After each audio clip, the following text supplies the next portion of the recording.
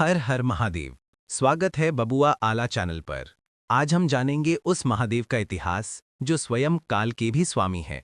महाकालेश्वर उज्जैन का रहस्यमय अध्याय।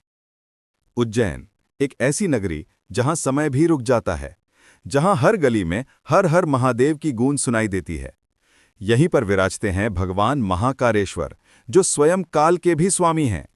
महाकाल यानी वो जो मृत्यु को भी मिटा दे, जो समय को भी अपने अधीन कर ले।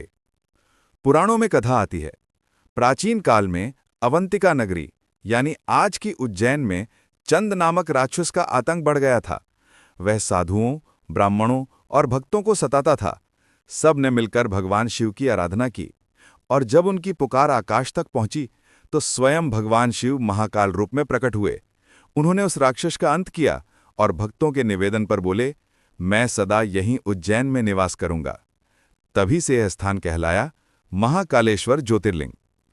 महाकालेश्वर ज्योतिर्लिंग की एक और विशेषता है, ये दक्षिणमुखी हैं।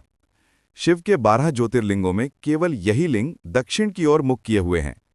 यह दिशा यमराज की दिशा मानी जाती है। इसलिए कहा जाता है, जो सच्चे मन से महाकाल का दर्शन करता है उसे मृत्यु का भय नहीं रहता। महाकाल मंदिर की सबसे अद्भुत परंपरा है भस्म आरती। सुबह सुबह जब चिता की ताजी भस्म से महाकाल का अभिषेक किया जाता है तो वो दृश्य मानो मृत्यु भी वहां भक्ति में झुक जाती है। भक्त कहते हैं कि जो आया है वो जाएगा, पर महाकाल का नाम सदा अमर रहेगा। महाकाल केवल एक देवता नहीं, बल्कि मोक्ष का द्वार हैं।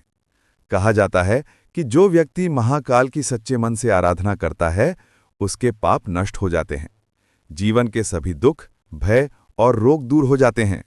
महाकाल की कृपा से आत्मा को शांति मिलती है। महाकालेश्वर का एक और रूप है काल भैरव। कहते हैं कि काल भैरव महाकाल के सेनापति हैं। वे उज्जैन की रक्षा करते हैं। महाकाल और काल भैरव दोनों की आराधना से मनुष्य के जीवन से भय और नकारात्मकता समाप्त हो जाती है। हर 12 साल में जब सिंहस्थ कुंभ मेला उज्जैन में लगता है तो करोड़ों श्रद्धालु यहां पहुंचते हैं। पूरा शहर शिवमय हो जाता है।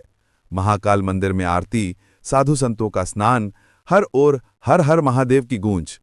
ये दृश्य अद्भुत और दिव्य होता है। महाकाल हमें सिखाते हैं कि जीवन और मृत्यु दोनों एक ही सत्य के दो रूप हैं। जो मृत्यु से ऊपर उठ जाए, जो भय से मुक्त हो जाए,